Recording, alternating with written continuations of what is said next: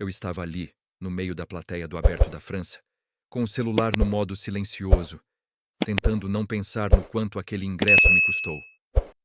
A vibração no bolso me distraiu por alguns segundos, e quando olhei a tela, levei alguns instantes para processar o que estava escrito. Uma simples mensagem, fria, seca, quase cruel. Estamos encerrando sua posição na empresa. Favor devolver os equipamentos até segunda. Eu li e reli, sem aviso, sem reunião, sem sequer um telefonema. Era aquilo, um SMS. E assim, depois de anos me dedicando, trabalhando noites, finais de semana, aguentando pressão que ninguém via, eles me dispensaram. Naquele momento, o jogo à minha frente se dissolveu. A raquete batendo na bola virou um eco distante. Tudo ficou nublado. Até que um senhor, sentado à minha direita, olhou para mim, talvez percebendo minha expressão congelada. Ele falou algo em francês, que não entendi. Pedi desculpas. Ele então repetiu em inglês com um leve sotaque. Você está bem? Parece que viu um fantasma. Eu sorri sem graça e respondi. Na verdade, acabei de perder meu emprego. Por mensagem. Ele riu. Mas não de deboche. Riu com uma curiosidade sincera. E então, disse uma frase que mudaria tudo. Me conte o que aconteceu. Aquela conversa, que parecia ser apenas uma distração num momento de dor, se transformaria em um divisor de águas na minha vida. Porque aquele homem, com roupas simples e olhos atentos, não era apenas um torcedor qualquer. Ele era ninguém menos que o CEO da maior concorrente da empresa que acabara de me demitir. E o que ele me disse, ali, naquela arquibancada lotada, enquanto o mundo inteiro assistia Rafael Nadal disputar mais um título, transformaria minha demissão em uma oportunidade que nem nos meus melhores dias eu teria ousado sonhar. Mas antes de te contar o que ele disse, preciso te mostrar tudo o que levou até aquele momento. Porque o que parecia azar, na verdade, começou muito antes. E foi muito mais planejado do que eu imaginava. Comenta aqui de qual cidade você está assistindo e já deixa o like porque essa história vai te deixar de boca aberta. Meu nome é Eduardo Nogueira. Tenho 36 anos. Sou formado em engenharia de produção. E durante os últimos 8 anos da minha vida, minha rotina foi praticamente a mesma. Acordar às 6, correr para o metrô lotado, passar o dia inteiro apagando incêndio de projeto mal planejado, por gente que ganha 3 vezes mais que eu, e chegar em casa à tarde da noite, só com forças para esquentar uma lasanha congelada e dormir com a televisão ligada. O nome da empresa? Melhor nem mencionar. Mas era uma daquelas multinacionais que vivem estampando selinhos de Great Place to Work, enquanto espreme os funcionários até secar o último pingo de sanidade. Eu aguentei tudo calado. Quando meu gerente estourava comigo por causa de um erro que ele mesmo causou, eu sorria. Quando cancelavam minhas férias de última hora, eu fingia que entendia. Quando pediam para eu dar só uma olhadinha nesse relatório, às 22 horas da sexta-feira, eu respirava fundo e fazia. Porque no fundo, eu achava que um dia aquilo ia valer a pena. Que alguém lá em cima estava vendo meu esforço. Que minha hora ia chegar. Só que não chegou. E quando finalmente decidi tirar uns dias de folga, os primeiros em 2 anos, e realizar o sonho de assistir ao Aberto da França, não imaginei que o bilhete mais caro da minha vida viria com uma despedida de brinde. Foi minha namorada quem me deu o empurrão. Ela mesma comprou os ingressos, organizou tudo, porque sabia o quanto aquilo significava para mim. Você precisa parar de viver só para trabalhar, Du, ela dizia. Vai lá, respira, aproveita. O mundo não vai acabar se você tirar 5 dias. Mal sabíamos que, para mim, o mundo corporativo ia acabar ali mesmo, na terceira rodada do torneio. Quando li aquela mensagem no celular, algo dentro de mim ruiu. Não pela demissão em si, embora aquilo doesse, mas pelo jeito covarde, quase mecânico, como foi feita. Depois de tanto esforço, meu fim foi um SMS, sem nenhum obrigado. E o pior, eu sabia que não era por desempenho. Eu entregava mais do que pediam. A verdade é que havia algo estranho nos bastidores da empresa há meses. Algumas decisões confusas, reuniões secretas da diretoria, projetos sendo engavetados sem explicação. E agora, do nada, eu era cortado sem aviso. Mas naquela arquibancada lotada, onde as pessoas gritavam por causa de um ace na quadra, minha cabeça já não estava mais no jogo. Só que o destino, às vezes, tem um senso de humor peculiar. Porque foi exatamente naquele minuto de desespero que ele colocou ao meu lado alguém que eu jamais imaginaria conhecer. Um senhor de cabelo grisalho, óculos redondos, postura simples, como se fosse apenas mais um espectador qualquer. Mas o olhar dele era diferente, intenso, observador. Quando contei a ele por cima o que tinha acontecido, ele ficou em silêncio por alguns segundos. Depois, se apresentou. Laurent Dufour. O nome não me soou estranho de imediato, mas algo nele me incomodava. Como se eu já tivesse ouvido aquele nome em algum relatório, ou talvez num artigo. Quando ele me perguntou o nome da empresa de onde eu havia sido demitido, hesitei. Mas contei. E aí veio a surpresa.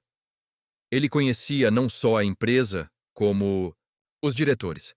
Conhecia os bastidores, sabia do que eu estava falando, e então ele me disse: Eduardo, se você me permitir, acho que você está no lugar certo, na hora certa, porque o que você viu lá dentro talvez possa me ajudar mais do que você.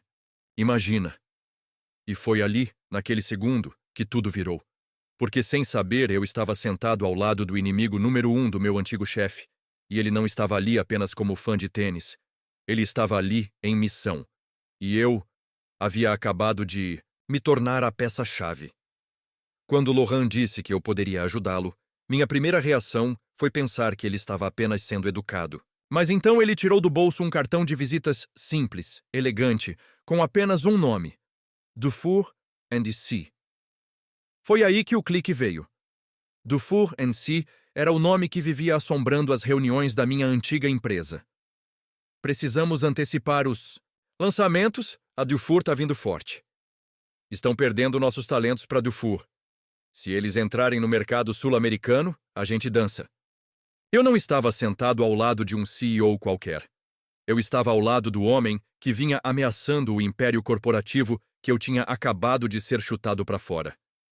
E ele estava me dizendo, com todas as letras, que queria minha ajuda. A partir dali, a conversa mudou de tom. Laurent começou a me fazer perguntas específicas sobre os processos internos, sobre decisões recentes da diretoria, sobre mudanças que haviam ocorrido nos últimos meses.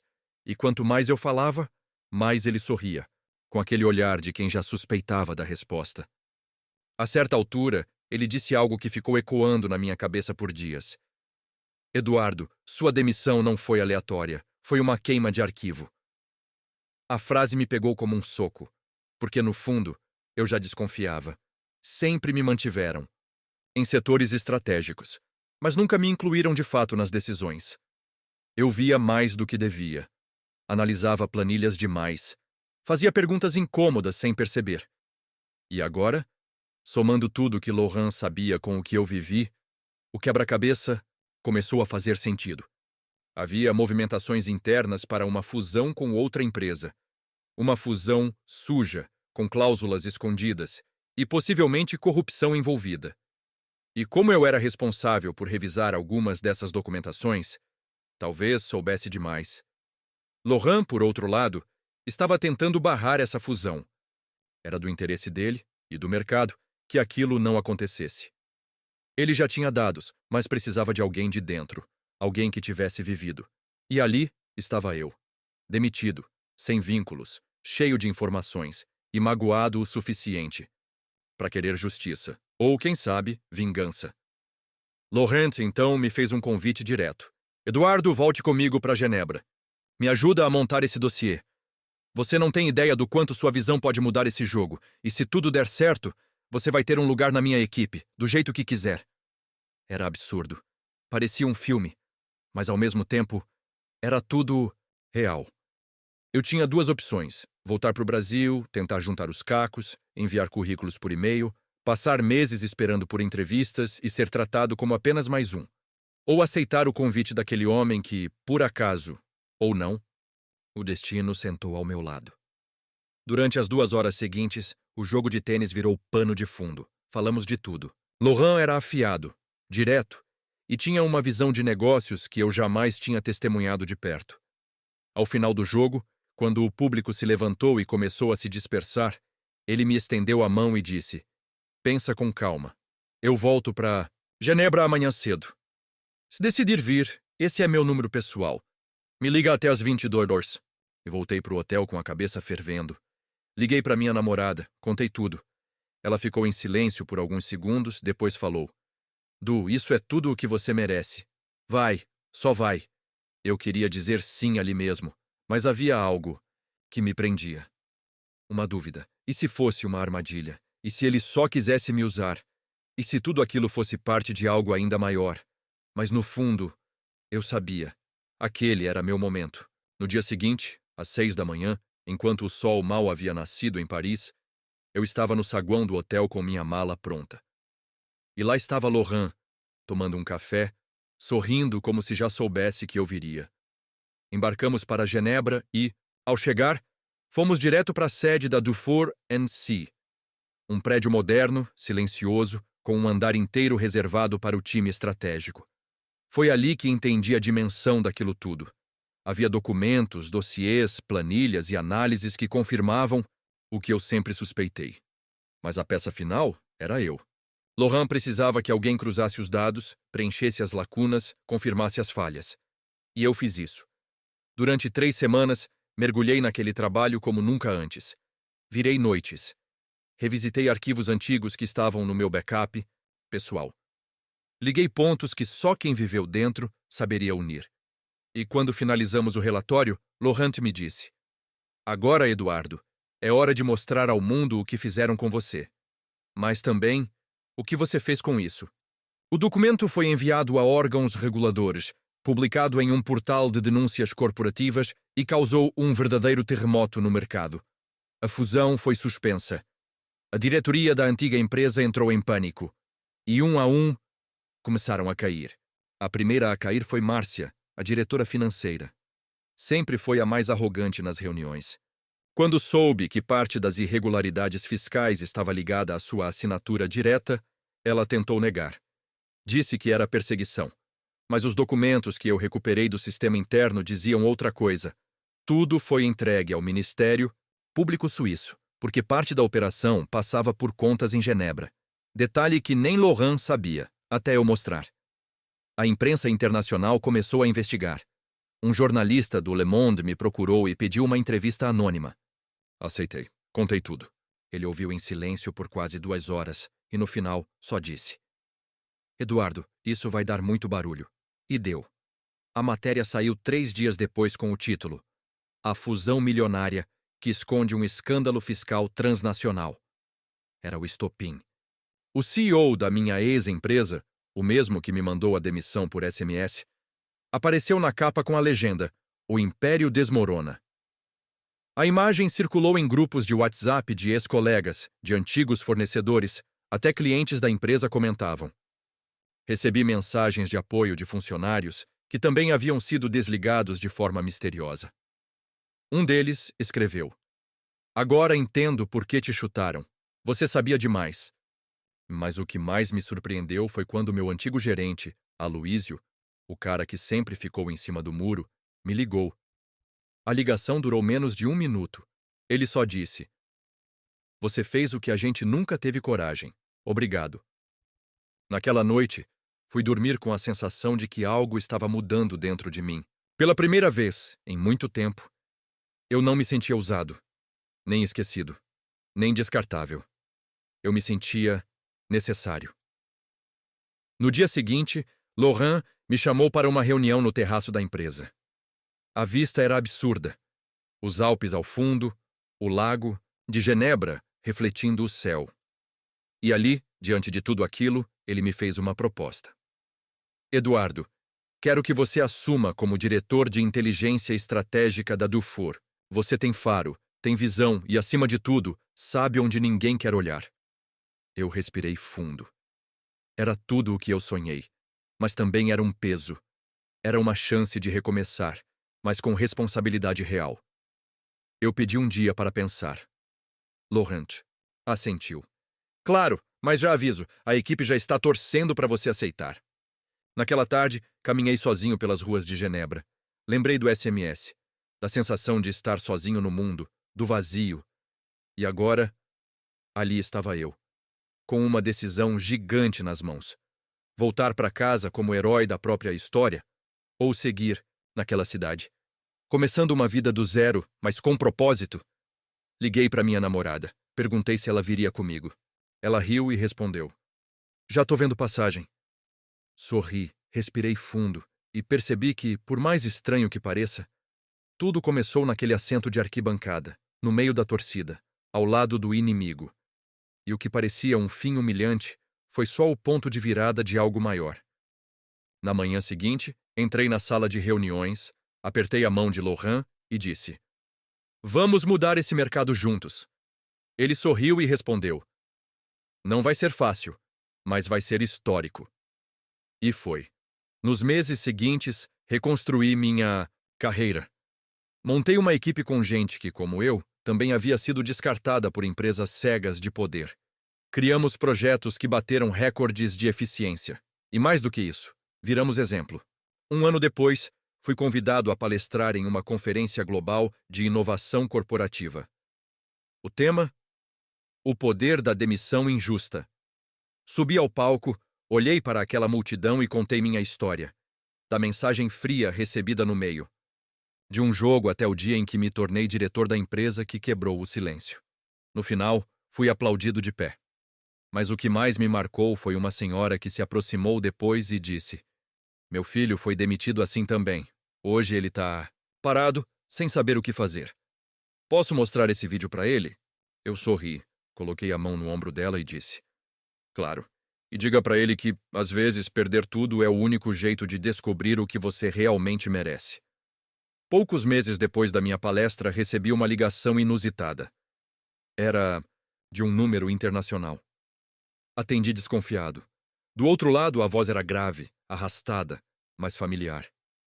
Eduardo, aqui é o Sr. Romero. Sim, o mesmo CEO que me mandou aquele SMS frio e seco no meio da partida. Aquele que nem teve coragem de encarar os olhos de quem demitia. O mesmo homem que foi exposto em manchetes internacionais como o rosto do escândalo. Respirei fundo, meu coração disparou, mas mantive a voz firme. Ele disse: Eu sei que fui duro com você, e sei que não tenho como apagar o que fiz, mas queria entender como você descobriu tudo aquilo. Quem te passou as informações? Aquilo me pegou de surpresa. Ele queria saber quem foi minha fonte? O que ele ainda não sabia é que não houve uma única fonte. Houve uma sucessão de peças mal encaixadas, gente insatisfeita, sistemas vulneráveis, atitudes arrogantes demais para perceber os próprios rastros. E o mais irônico? Tudo começou por causa da localização de um assento VIP no torneio de tênis. Eu respondi apenas: Ninguém me contou. Vocês me mostraram. Ele ficou em silêncio. Depois disse: Estou abrindo uma consultoria bem discreta. Precisamos de alguém como você, ético, inteligente, implacável. Se quiser conversar... Sorri. Não de deboche, mas de quem entende. O jogo. Porque ali estava ele. O homem que me jogou fora sem pensar duas vezes. Agora tentando me resgatar, como se a corda estivesse na mão dele. Mas não estava. Pela primeira vez, a escolha era minha. E eu já sabia a resposta. Agradeço, Sr. Romero, mas hoje trabalho com gente que olha no olho. E desliguei, sem raiva, sem revanche, só com a tranquilidade de quem sabe que a vida cobra com juros compostos. Na semana seguinte, fui convidado para integrar um conselho global de ética empresarial. Meu nome estava em portais que antes só mencionavam escândalos e demissões. Hoje era sinônimo de integridade. E mais interessante, o concorrente, Laurent, que começou como um estranho ao meu lado numa arquibancada, virou não só meu sócio, mas também meu amigo. Um dia, num jantar de gala em Zurique, ele me disse algo que nunca esqueci. Você não caiu naquele dia. Você foi empurrado para o lugar onde sempre deveria estar. Minha namorada, agora esposa, estava ao meu lado naquele jantar. Me apertou a mão, como quem diz: A gente venceu. Mas a vida tem seus ciclos. Um ano depois, Enquanto preparávamos um novo projeto voltado para jovens talentos brasileiros que enfrentavam dificuldades no mercado, recebi uma mensagem inesperada. Era de um estagiário da minha antiga empresa. Ele escreveu: Eduardo, encontrei algo no servidor antigo. Um arquivo criptografado com seu nome. Quer que eu te envie? Meu sangue gelou. Arquivo com meu nome? Depois de tudo? Respondi: manda agora.